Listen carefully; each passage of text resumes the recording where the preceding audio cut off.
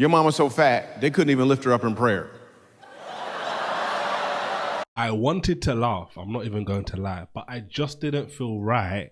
And at this moment was when I decided it makes sense for me to make a video about should Christians listen to comedy or not.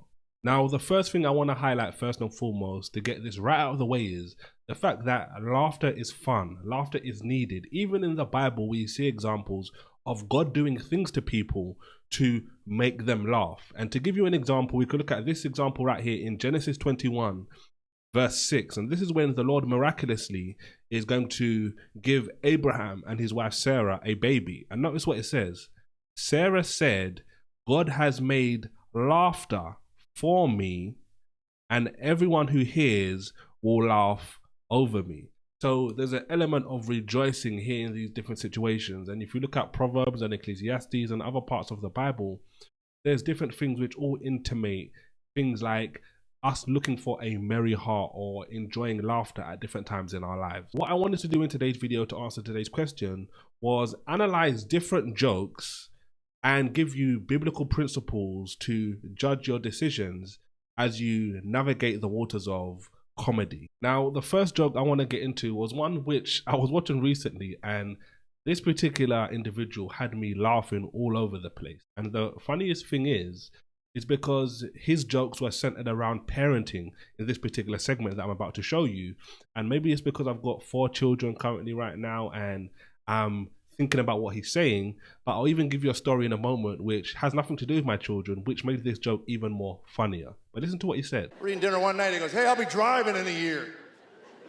That remark kept me awake for 8 weeks. And I was gonna send him to driver's ed. They wanted $150 to send him to driver's ed. I said, I'll teach the boy to drive. Hour later, came back, wrote a check for $500. I had a twitch when I got back. My wife, what happened? I said, oh man, I'm telling you, those people are grossly underpaid. I don't know what they're making, but they're good. I hit that imaginary brake so many times I wore the carpet out, you know? Tell me you saw the truck. Just tell me you saw the truck. This is so cool. You see, that one joke right there had me sharing this with other people, let alone in the video, which can now reach an exponential amount of people. But the fact of the matter is, this was so funny to me for multiple different reasons. One, because obviously I learned to drive at one point and knew what that experience felt like being the learner. Number 2, I'm obviously going to, in years to come, God willing, going to be teaching my children little things about driving, right? Which that is obviously going to come up there most likely as well. But the funniest situation out of all of these situations is between me and my wife, when we obviously drive, right? And we're obviously different. We drive with different styles and we're both competent drivers. But I know we've both been in those situations before where we've felt like, you know, we need to put the imaginary brake pedal down. And anyone who's watching this video who knows what I'm talking about is probably laughing as well. But the first point and principle I want you to take from this first clip here about comedy is comedy doesn't stop you from being a Christian. And what I mean by that is, just because you listen to comedy, this isn't some like get out of jail free card where all of a sudden you can leave your Christian badge at the door and just engage in any sort of comedy in the name of comedy, so to speak. And this leads on to the second point in today's video, which I think is very paramount. And we're going to go over to the UK where I'm based to look at some UK comedy for this example and listen to what he says in this particular segment. Why do untidy people love to have people over? They've got the cheek to say, take off your jacket, mate, and make yourself at home. No, I'm not staying. I knew they had not cleaned it for years. I sat on the couch. At the back of the couch, I found a marathon bar. I haven't seen a marathon bar since 1990. Why? Because it's called Snickers now. Ladies and gentlemen, this house was filthy. It was so bad, I took off my shoes when I left. I wanted to keep London tidy. Now that joke about taking your shoes off after you left, it took me about half a second, but then I started laughing, realizing just at the accumulation of jokes he had actually made. At that point, it was actually really funny to me. But the principle I want to share with you in this segment is that you have to be able to distinguish between hyperbole and lying, because lying under no circumstances for a Christian is acceptable. So hyperbole, for those of you who don't know what that means, is saying something and exaggerating it, even though that didn't even happen, to basically prove a point.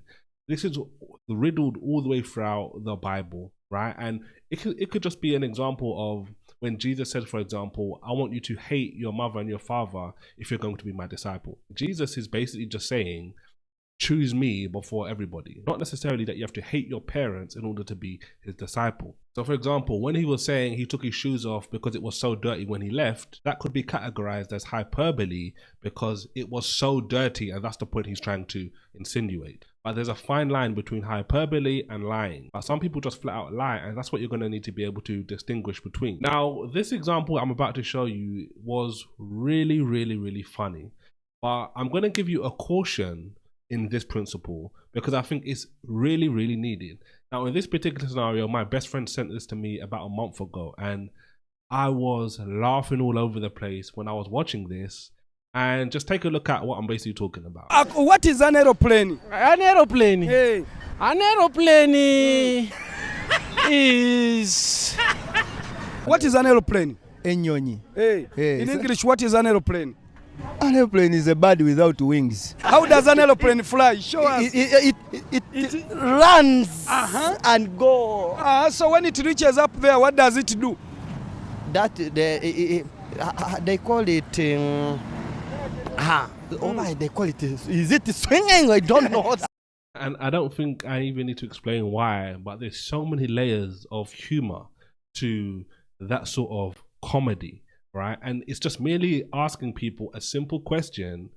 And one of the things that I found myself laughing at a month ago when I was watching this was the fact that I started thinking to myself, what kind of simple questions would people be able to ask me and would put me in that same sort of situation? And I was just thinking about how that would actually be funny as well. But the principle I want you to take from this particular clip when you're watching comedy is that you need to remember that there are people who are the source of this particular joke. People with real feelings and real emotions. And that's something you need to take into consideration when it comes to comedy, in my opinion. Because I remember when we were in school, right, as young children, and we would make fun of certain people. And some people could take it, but certain people couldn't take it. So just bear that in mind when it comes to the comedy you're basically listening to. Now, the next example in today's video is a really significant one. And I wanted to use this particular scenario because it paints multiple different good pictures in regards to the point I'm trying to make here. Now, the only reason, honestly, I know about this clip is because maybe about a year ago, maybe a bit longer than that, I saw a Christian make a video and make a good point based on this particular clip. Now, this is a clip from Dave Chappelle, and he's talking about abortion, basically. And he's using simple logic to show the faulty mindset in certain people who have certain opinions. The right to choose is their unequivocal right. Gentlemen, that is fair. And ladies, to be fair to us, I also believe if you decide to have the baby, a man should not have to pay. That's fair. If you can kill this, I can at least abandon him. It's my money, my choice. So if you think back to the first point I made in today's video about comedy shouldn't stop you from being a Christian. You don't leave your Christian badge at the door. And although Dave Chappelle in this short segment on this particular joke is talking about things which are true and are very serious in our day-to-day dealings today, the fact of the matter is it's riddled with profanity and crude talking, which the Bible says we should avoid, as you can see here in Ephesians chapter 5, specifically verse 4. Now here the Apostle Paul is speaking about our conduct and how we should behave ourselves. And listen to what he says. He said, there shall be no filthiness, nor foolish talk, nor what? Nor crude joking, which are out of place, but instead there should be thanksgiving. So the point is, this is the sort of character we should be going towards. And at the same time, one of the ways we should be doing that is by the things we avoid, which may encourage us to do so, even if it's speaking about true things or if it's talking about things which are funny. So the principle based on that joke I want to highlight is that as Christians, we need to avoid crude joking, especially if it's going to cause us to sin. Thanks for tuning into today's video, and let me know what you think in the comment section below. But before you go, what's the aeroplane again?